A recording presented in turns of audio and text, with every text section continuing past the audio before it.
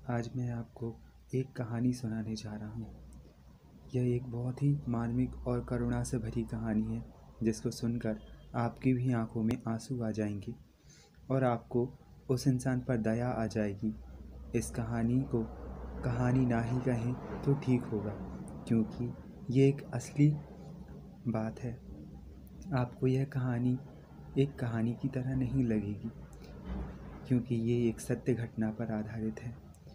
एक इंसान है जिसके साथ ऐसा हो रहा है, लेकिन कोई नहीं है जो उसका साथ दे, कोई नहीं है जो उससे प्यार करे, क्योंकि इस दुनिया में स्वार्थ भरा पड़ा हुआ है। लोग स्वार्थ में इतने भर गए हैं कि उनको ये दिखाई देना ही बंद हो गया है कि उनके सामने एक इंसान पल पल मरता जा रहा है। आखिर क्यों हो रहा है ये सब? आइए जानते हैं इस छोटी सी कहानी से। ज़िंदगी बहुत ही निर्दयी और क्रूर है। पता नहीं अब मुझे और क्या क्या झेलना पड़ेगा। पता नहीं क्यों मुझे जन्म मिला, जब मुझे इतनी भयानक और दर्दनाक बीमारी मिलनी ही थी। न परिवार का प्यार मिला, न कोई प्यार करने वाला जो कह सके कि वो मेरे साथ है मेरी आखिरी सांस तक। क्यों हुआ ये सब मेरे साथ ही? आखिर क्यों हुआ? क्या गलती थी मेरी? एक अनाथ होने के बाद भी, अपने झूठे परिवार के तानों को सहन करने के बाद भी मुझे ही क्यों हुई ये बीमारी? मेरी बीमारी, जिसे लोग पैंक्रियास कैंसर कहते हैं। आप जानते होंगे, ये है आमाशय का कैंसर जो मेरे शरीर में है। पर आखिर क्यों हुआ ये मुझे? आपको पता है? तो मैंने कभी ना तो शराब पी, न बीड़ी सिगरेट, न गुटखा, न तम्बाकू, कोई भी नशा नहीं किया। फिर मुझे ही ये क्यों हुआ? क्या इसलिए क्योंकि मैं एक अनाथ हूँ, मेरे कोई सगे रिश्तेदार नहीं हैं, या फिर इसलिए कि मैंने हर उस इंसान की मदद की जिसको मेरी मदद की ज़रूरत थी, फिर चाहे वो दोस्त हो या रिश्तेदार। हर मंदिर पर, हर दरबार पर मैंने माथा टेका।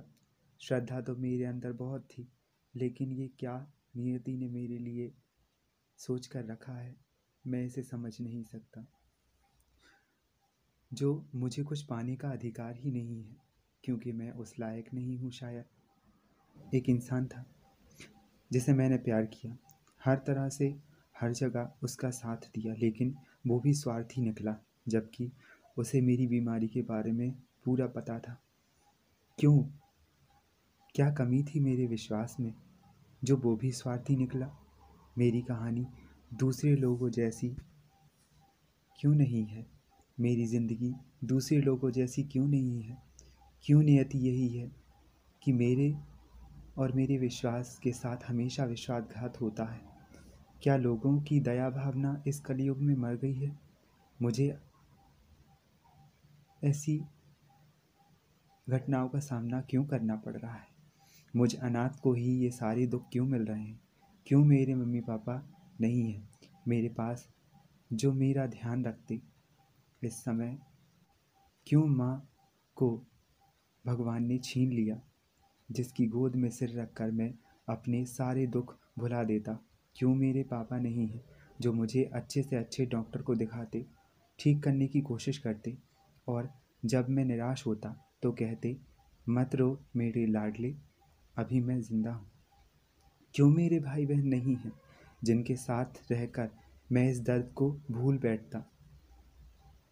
परिवार ना होने का दर्द क्या होता है, ये कोई मुझसे पूछे।